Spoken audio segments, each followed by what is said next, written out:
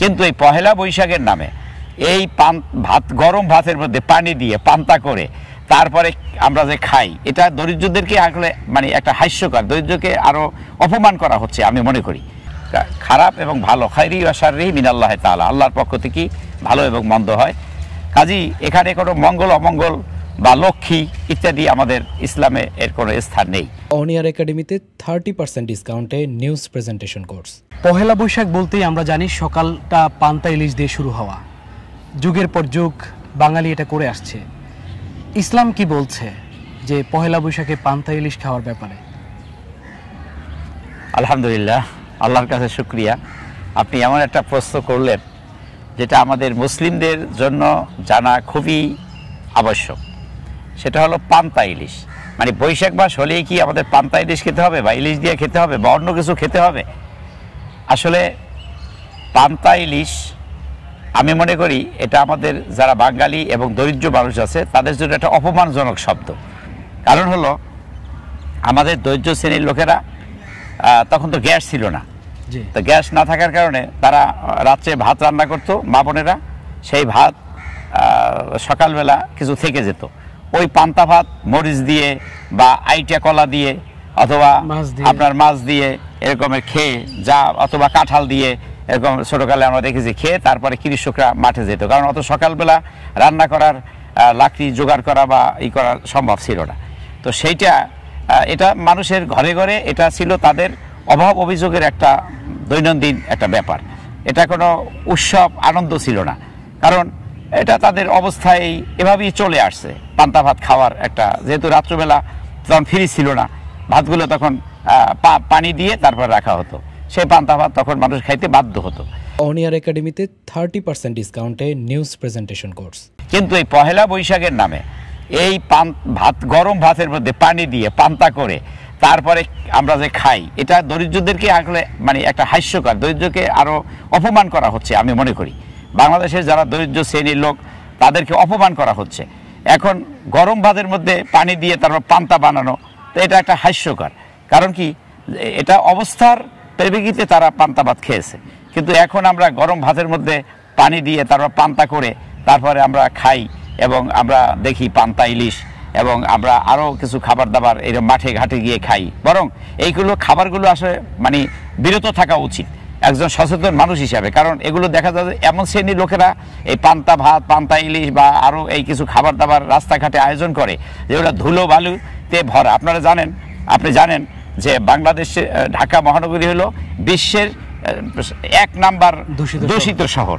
তো সেই হিসাবে ধুলা বালু, কফ, কাশি, এই বিড়ি খায়, সিগারেট খাচ্ছে, বিড়ি খাচ্ছে, এগুলোর ধুলা বালু সব কিছু এই খাবারের মধ্যে যাচ্ছে।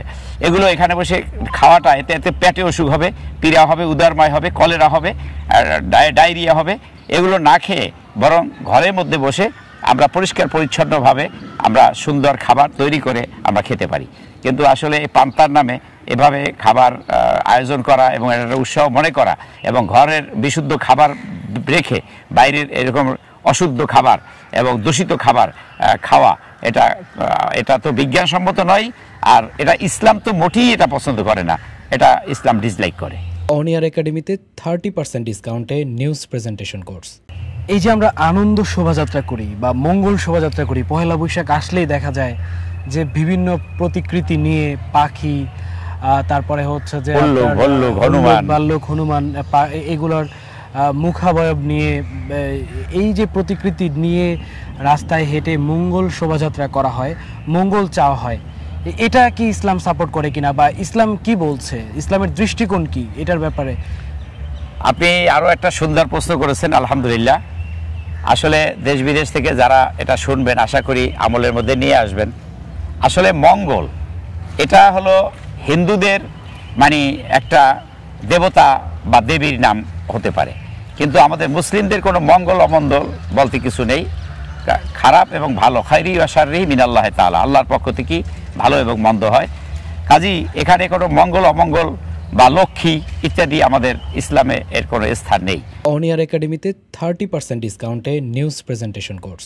এখানে মঙ্গল শোভাযাত্রা সকালবেলা সূর্য উদয়ের পর থেকে যে তারা করে থাকে, আসলে এটা বাংলা সালের সকালে সূর্য উদয়ের পর থেকে শুরু হয়, কিন্তু আরবি কিন্তু আমরা যে মুসলিম, এটা সূর্য উদয় সূর্য উদয় থেকে না, এটা সূর্য অস্ত থেকে দিনটা শুরু হয়।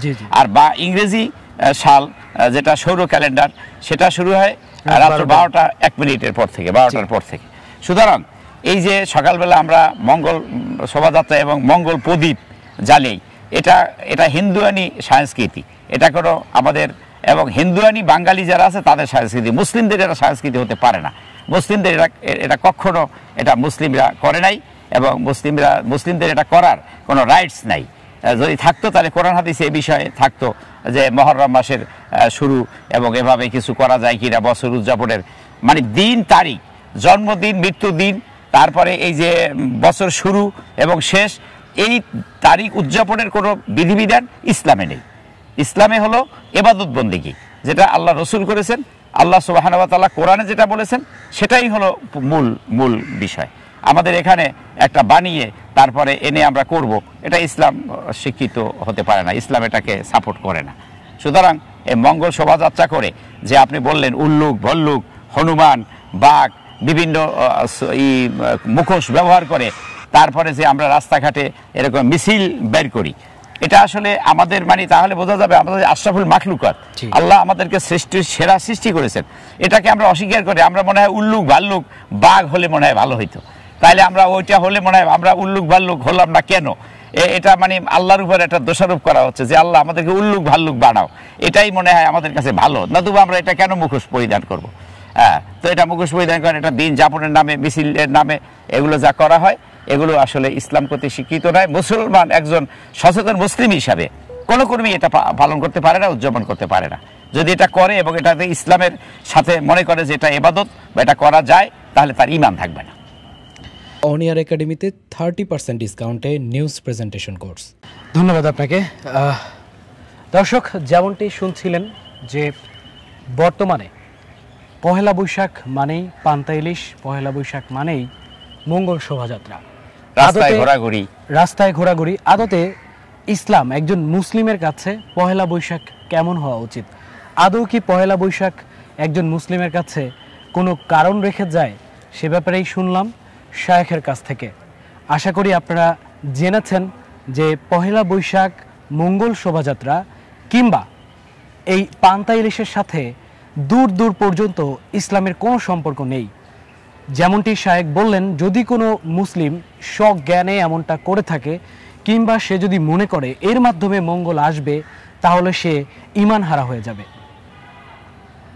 Mamunur Rahman, KTV news 24, Dhaka.